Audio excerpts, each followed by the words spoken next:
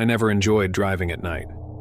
There's something about the darkness that seems to swallow everything up, leaving only the road ahead illuminated by the car's headlights. But that night, as I embarked on what should have been a routine drive home, I found myself engulfed in a nightmare that would forever haunt my memories. It was a late Friday evening, and I had just finished a long day at work. Exhausted and eager to return home, I got into my car and started the engine. The familiar hum of the car filled the silence as I merged onto the deserted highway.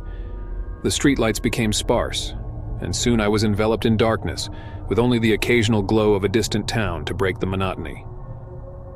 As I drove, my mind began to wander, lost in the rhythm of the road. The monotony was suddenly shattered by a loud thud, jolting me out of my reverie.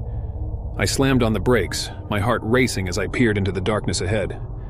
There was nothing but empty road illuminated by my headlights. Shaken but convinced it was just a trick of the mind, I continued on my journey. But as the miles passed, a sense of unease settled over me.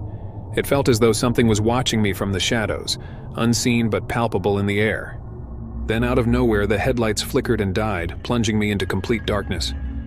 Panic seized me as I fumbled for my phone, using its feeble light to navigate. I tried to restart the car, but it remained stubbornly silent.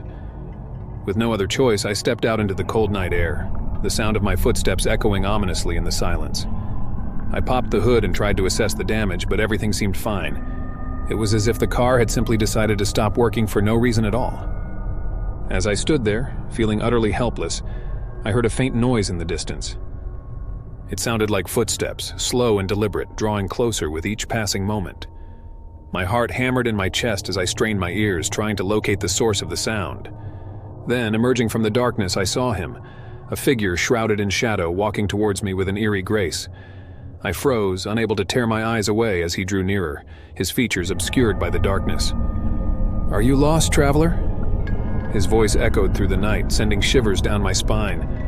I opened my mouth to reply, but no words came out. Something about him filled me with a sense of dread, an instinctual fear that screamed at me to run. But where could I run to? I was stranded in the middle of nowhere with no one around for miles. So with trembling hands, I forced myself to speak. "I think my car broke down," I managed to stammer out, my voice barely audible over the pounding of my heart. The figure cocked his head to the side, his eyes gleaming in the darkness. "Ah, yes. A common occurrence on these roads, I'm afraid," he said, his voice dripping with an unsettling charm. I felt a cold sweat break out on my skin as he drew closer, his presence looming over me like a shadow. Instinctively, I took a step back, my mind screaming at me to flee. But before I could move, he reached out and touched my shoulder with a hand as cold as ice. "Perhaps I can be of assistance," he said, his voice low and hypnotic. "But first, you must come with me." Every fiber of my being screamed at me to run, to get as far away from him as possible. But something held me in place, rooted to the spot as if by some unseen force. Without another word, he turned and began to walk back into the darkness, his figure disappearing into the night. For a moment I hesitated, my mind warring between fear and curiosity. But in the end, curiosity won out, and I found myself following him into the unknown. As we walked, the darkness seemed to swallow us whole, enveloping us in its suffocating embrace. I could no longer see the road ahead, could no longer hear anything but the sound of our footsteps echoing in the void. Then suddenly we emerged into a clearing bathed in the sickly glow of the moon. In the center stood a dilapidated mansion, its crumbling facade looming over us like a silent sentinel. "This is my home," the figure said, gesturing towards the mansion with a flourish. "Welcome." I wanted to run, to scream for help, but something held me in place, rooted to the spot as if by some unseen force. So with trembling legs, I followed him inside, the darkness swallowing me whole.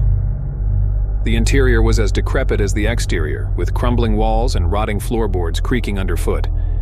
The air was thick with dust and decay, and the smell of mold filled my nostrils. As we ventured deeper into the mansion, I couldn't shake the feeling that we were being watched. Shadows danced along the walls, twisting and contorting in the dim light. I could hear whispers echoing in the darkness, faint and indistinct like the murmurs of the dead. Then suddenly the figure stopped in front of a door, its ancient wood warped and splintered with age. He turned to me, his eyes gleaming in the darkness.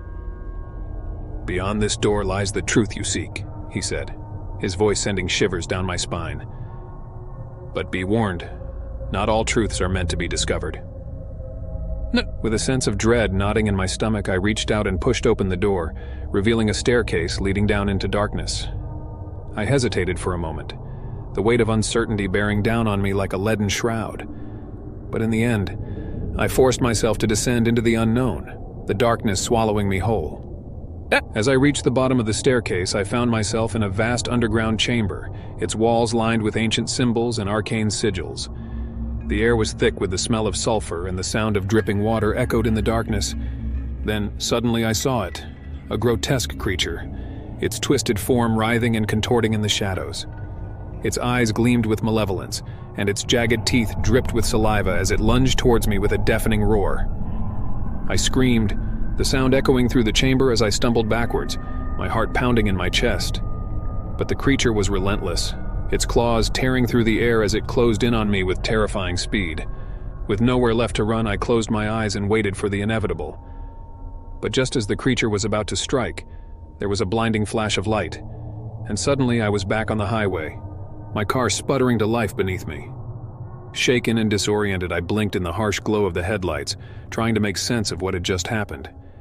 Had it all been a dream, or had I stumbled upon something far more sinister lurking in the darkness?